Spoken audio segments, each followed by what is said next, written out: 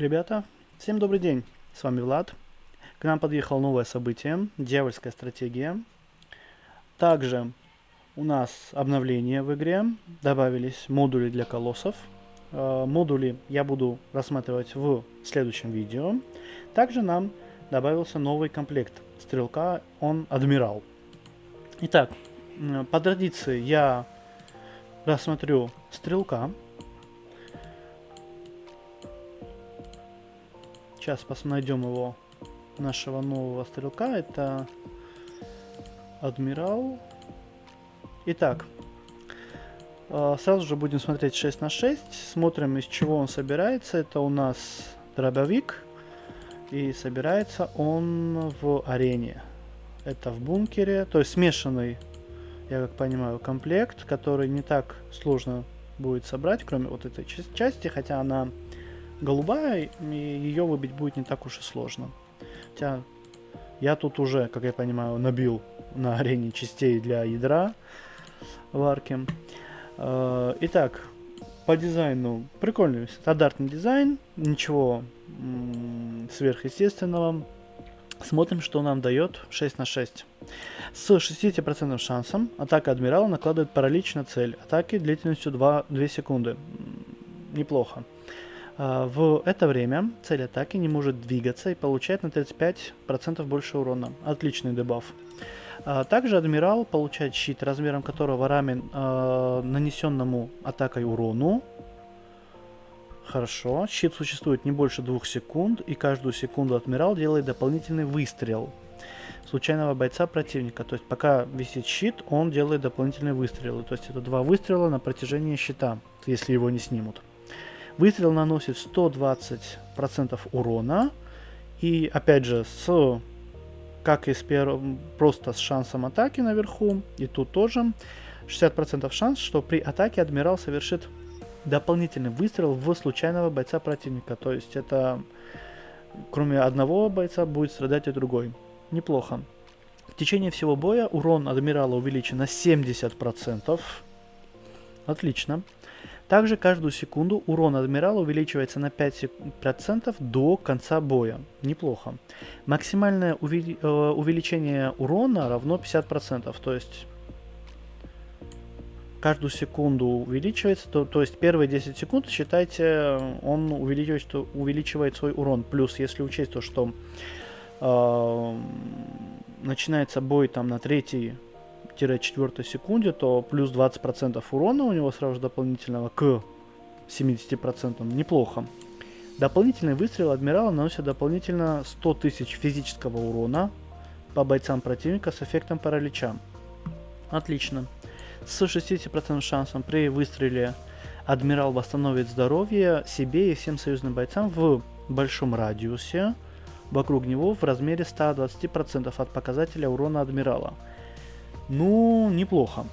То есть тут у нас и подсейв, это, я как понимаю, дробовик через максимальный урон, и если учесть еще и здоровье, он поднимает как себе, так и всем бойцам. Причем радиус у него не средний или маленький, а большой. Раз в некоторое время адмирал выстреливает особой пулей в случайного бойца противника. Пуля наносит чистый урон, равный 300% от атаки адмирала. Неплохо. А также пуля наносит дополнительный чистый урон, равный 20% от максимального здоровья цели.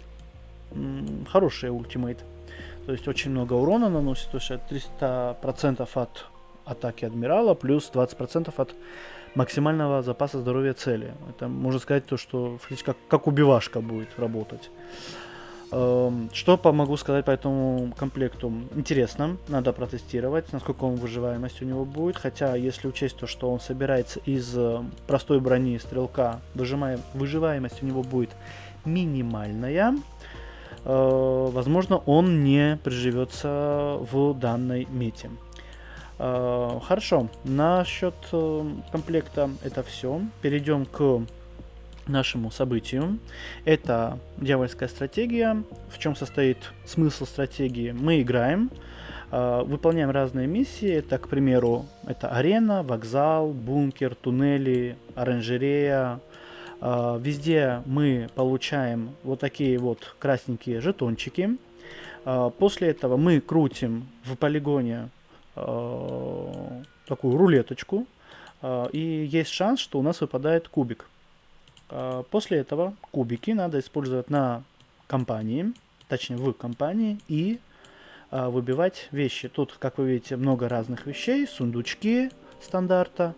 Итак, что нам предлагает сама по себе стратегия? У нас 3 разных сундука с разными вещами.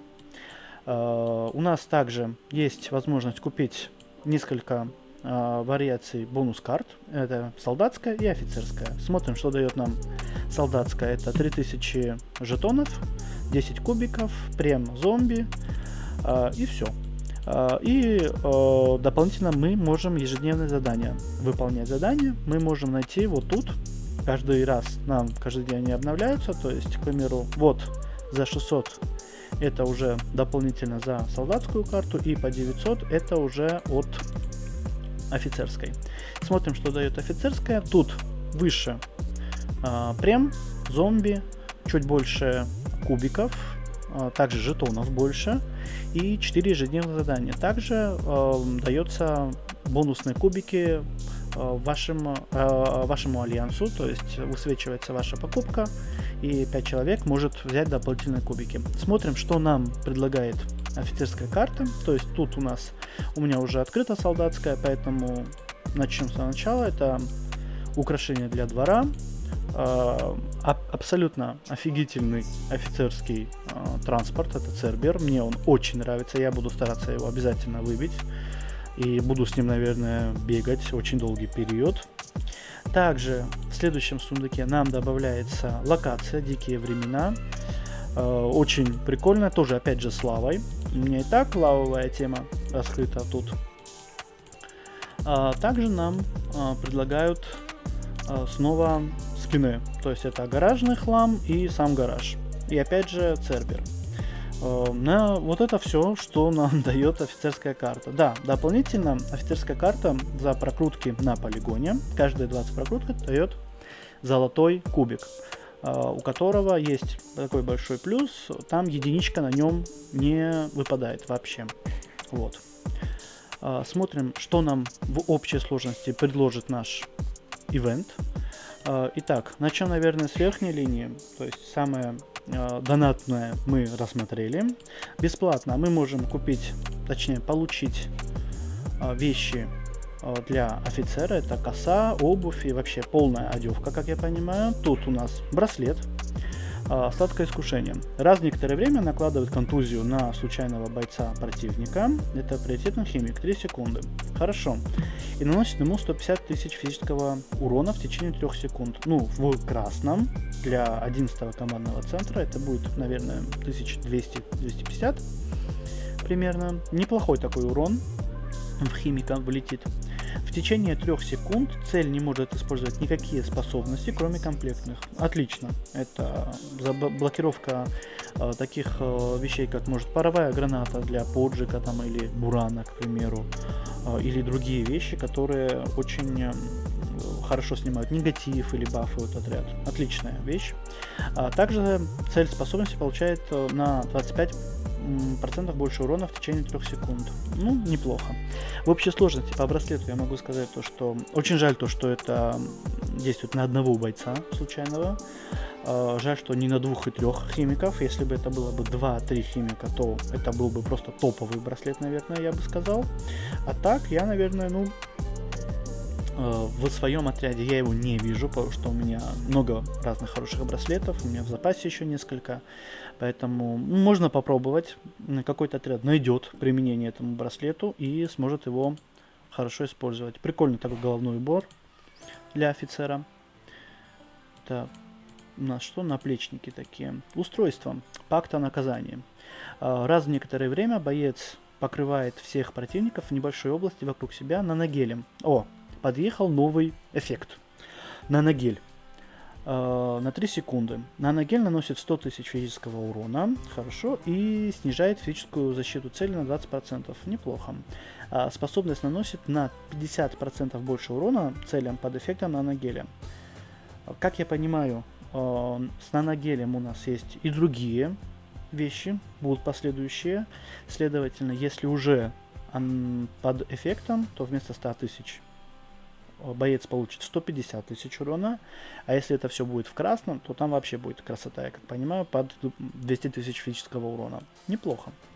В течение всего боя за каждого покрытого наногелем бойца противника урон по хозяину устройства снижен на 10%. Ну, неплохо. Защита небольшая такая для пользователя данного браслета, точнее устройства. И броня новообращенный, средненькая, ничего такого особенного для офицера. Итак, подошли мы к уникальному спецсредству, ритуальная свеча. Почему-то бойцы не хотят двигаться. Вот, задвигались они, тут эффект такой поджигающий. Посмотрим таймер, 10 секунд, неплохо, не самый большой, не самый маленький, средненький таймер. Бойца с противником с наименьшей химической защитой настигает пламя, наносящий 250 тысяч химического урона, то есть маленькая химическая защита, и еще ему влетает 250 тысяч химического урона, неплохо.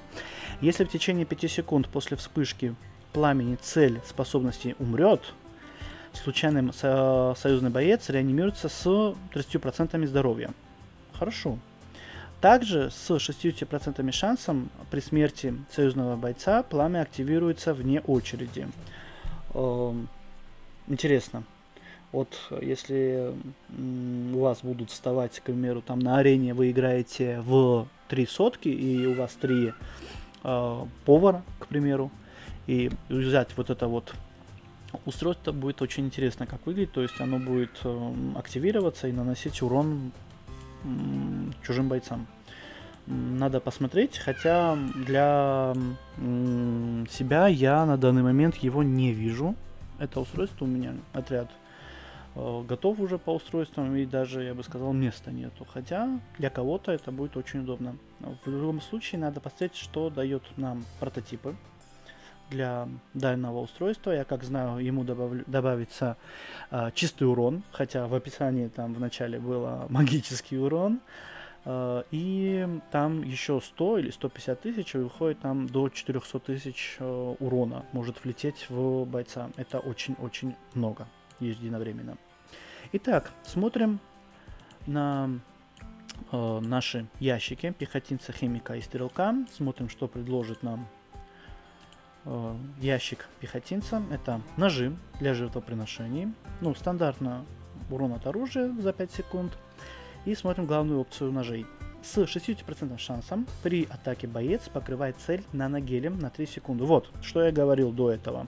Вот то устройство, которое было, которое, если уже наложен наногель эффект на бойца, то там будет больше урона. Вот, к примеру, эти ножи наногель как раз таки и могут наложить на чужого бойца. Наногель наносит 150 тысяч физического урона и снижает физическую защиту цели на 20%. Способность наносит на 50% больше урона целям под эффектом наногеля. То есть они, можно сказать, взаимосвязаны. То есть если ты используешь то устройство, то будет хорошо, если ты будешь использовать и данные ножи. Сами ножи средненькие, я бы сказал. Есть намного лучше, это кунай, и те, которые разрыв брони делают, они получше данных ножей. Броня грехописец. В течение всего боя вокруг бойца работают 2 ауры. Итак, первая аура. Хозяин брони и все союзные бойцы в небольшом радиусе вокруг него получают на 10% меньше урона за каждого бойца противника рядом с хозяином брони. Если честно, это так себе опция, потому что у нас уже мета 1, там 6.1 или 1.4.1, то есть ликвидаторы бьются в основном, там, или тамплиер стоит впереди, поэтому на 10% меньше урона только будет наш танк получать. И то, если это может увеличиться, если он забежал в чужих бойцов. Вот. Урон хозяина брони и всех союзных бойцов в небольшом радиусе вокруг него увеличен на 10% за каждого союзного бойца рядом с хозяином брони. Я думаю, можно складировать эту броню, хотя дизайн очень прикольный, мне нравится. Нам еще предлагают биопушку, поручная душа. Раз в некоторое время боец вытягивает жизненные силы из 3 случайных бойцов. Противника на 5 секунд. При вытягивании жизненных сил бойцы противника наносят на 20% меньше урона и получают на 20% плюс бонус знания химии больше урона. Максимум 3 эффекта, то есть оно может накладываться. Окей. Также хозяин биопушки начинает наносить на 20% больше урона и получает на 20% больше, точнее меньше урона он получает. Ну, интересно, надо протестировать, но у нас есть две биопушки на данный момент. Это та, которая выпускает 4 снаряда, и та, которая в сон кидает. Поэтому это будет третий, сомневаюсь, если честно. Едем дальше, это уже химик. Колба «Ангельские слезы». Раз в некоторое время на бойца нельзя накладывать отрицательные эффекты в течение 5 секунд. Прикольно. И он совершает 3 быстрых удара по своей цели атаки. Хорошо. В течение всего боя урон бойца увеличен на 50%. Так, кто у нас колба бегает? Бегает у нас фантом и атом. Для атома. Вот. Колба чисто, если кто-то использует атома у себя, вот такая колба можно использовать, чтобы он выдавал больше урона, к примеру. Я, к сожалению, не использую атома. У меня колба на убивание. Поэтому для меня она не подойдет. Но кому-то может быть самое то. Костюм культист химика. Очень хороший дизайн.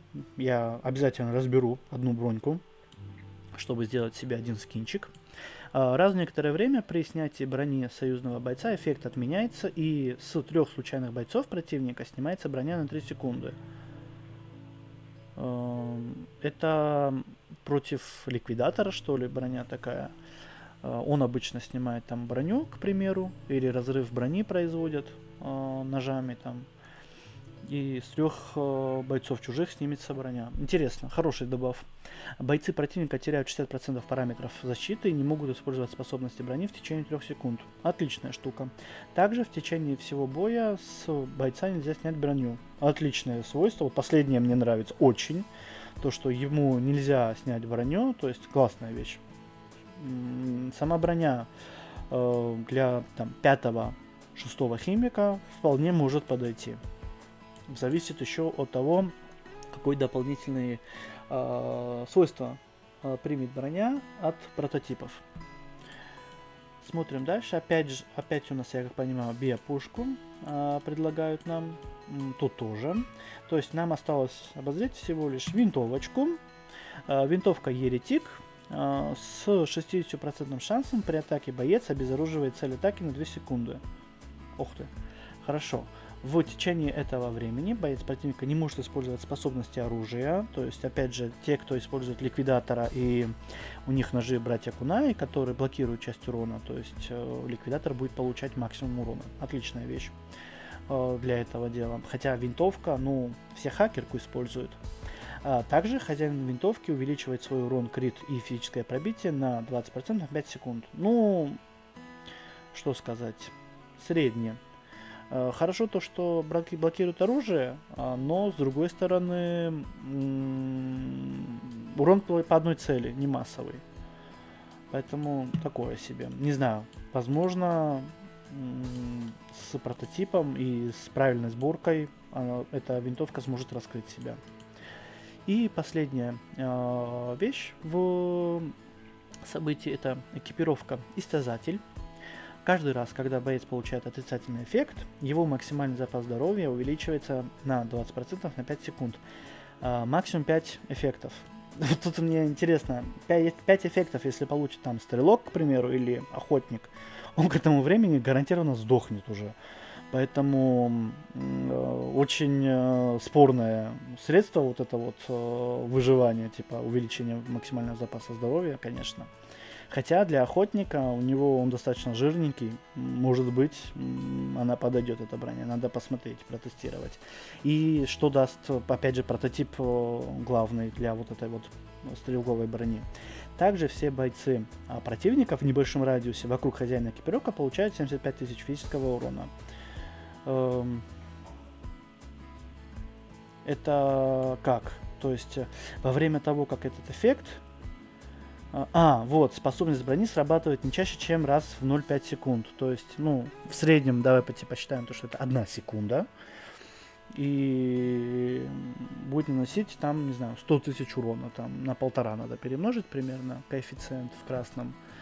Ну что сказать, скин неплохой, можно разобрать опять же для какого-нибудь бойца, там, лазутчика, к примеру, или охотника, если кто-то еще пользуется охотником.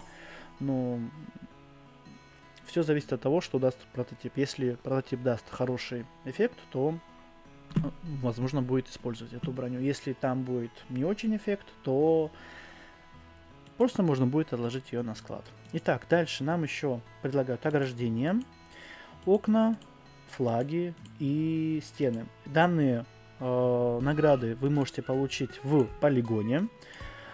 Тут их можно будет выбить. Все. То есть на данный момент с событием покончено. Хочу анонсировать розыгрыш для 15 игроков. То есть пишите свой ID в комментариях, лайк, подписка на канал, и 15 игроков, которых выберет рандом, смогут получить 250 крипты каждый. На данный момент это все. Всем большое спасибо за просмотр и всем пока-пока.